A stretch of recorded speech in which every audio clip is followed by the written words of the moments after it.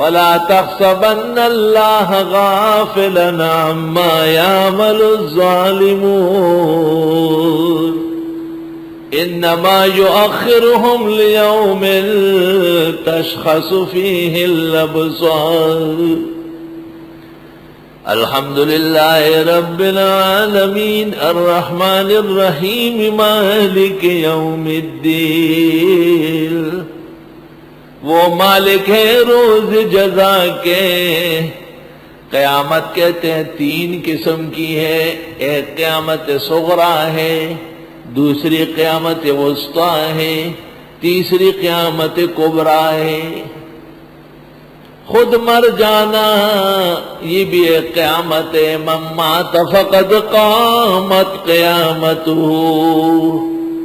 عزیز و اقارب کا مر جانا یہ بھی قیامت سے کم نہیں کہ مجھ کو قیامت کا اعتقاد نہیں، شب وصال سے روز جزا زیادہ نہیں۔ غالب کہہ رہا ہے نہیں کہ مجھ کو قیامت کا اعتقاد نہیں، شب وصال سے روز جزا زیادہ نہیں۔ میں دیکھتا ہی رہ گیا نے رنگ صبح و شام، عمر فسانہ ساز گزرتی چلی گئی۔ امام بخاری رحمت اللہ علیہ کو جب امام دارقطنی کی موت کی خبر ملی، امام بخاری نے قصد کیا تھا کہ بخاری شریف میں وہ بالکل نبی اور صحابہ کے علاوہ کسی کا شعر نہیں پڑھے گا، تمام اشعار وہ ہے جو صحابہ یا پیغمبر نے پڑھے۔ لیکن جب ان کو اطلاع مل گئی امام دارمی کی موت کہ وہ انتقال کر گئے، تو امام بخاری سے رہا نہیں گیا اور بالفور کہا ان عشت تفجع بالاحبۃ کلہم، ان عشت تفجع بالاحبۃ کلہم وفناء نفسک لا ابا لک افجع۔ جب تک جیتے رہو گے اپنے محبوبوں کی، معزز اور محترم لوگوں کی موت کی خبریں سنو گے، اور جب تو مر گیا تیرا باپ تجھ پر روئے تو اور مصیبت ہوگی۔ زندگی اسی کا نام ہے، غم اور خوشی کی خبریں ملی جلی آتی ہے۔ جس گھر میں شادی کی شادمانیاں بجتی ہے اسی گھر سے پھر جنازہ نکلتا ہے،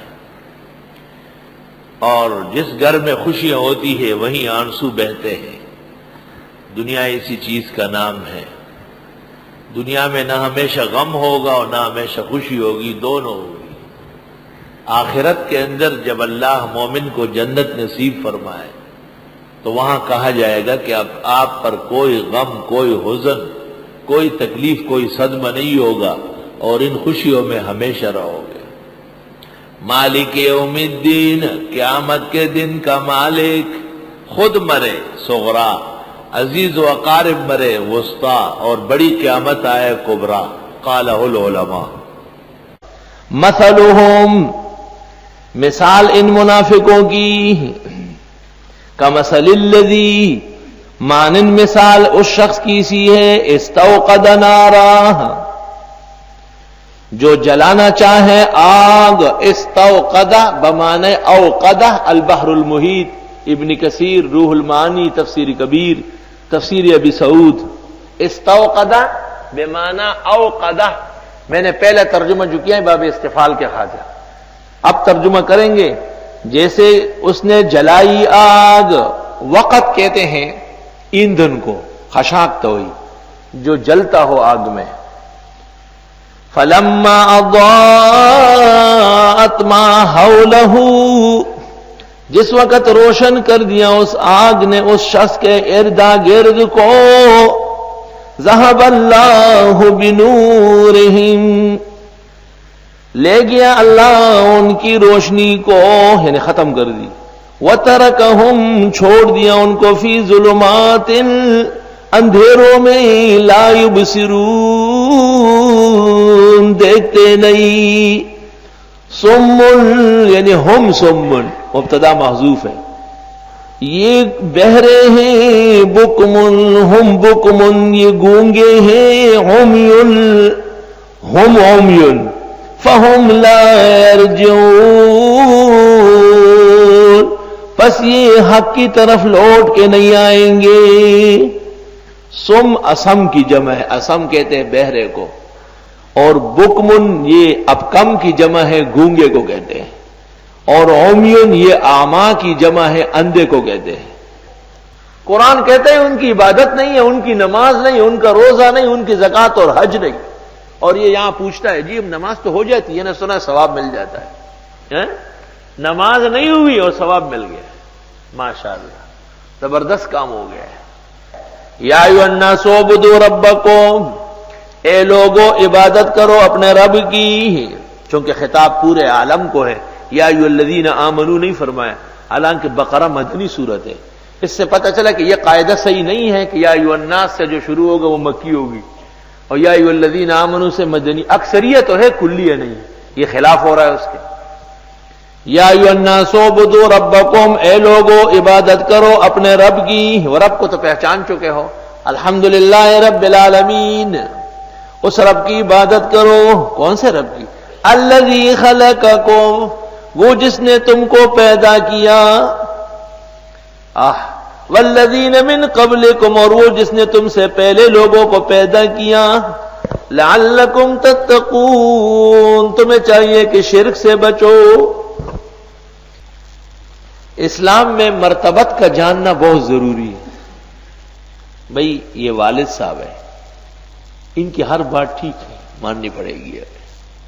یہ والدہ ہے، ان کو کبھی ناراض نہیں کرنا ہے. یہ استاد ہے، ان کی ہمہ زندگی اطاعت کرنی ہے. یہ پڑوسی ہے، ان کا ظلم بھی سہنا ہے، پھر بھی احسان کرنا ہے. یہ مہمان ہے، ان کو آرام پہنچانا ہے، جو مقدور ہے وہ پیش کرنا ہے. یہ بیمار ہے، اس کا علاج کرنا ہے، اس کو ہر حال میں تسلی دینی ہے. یہ غمزدہ ہے، ان کے ساتھ غمخواری کرنی ہے، مواسات کرنی ہے. یہ چھوٹا ہے، اس کے ساتھ شفقت کرنی ہے.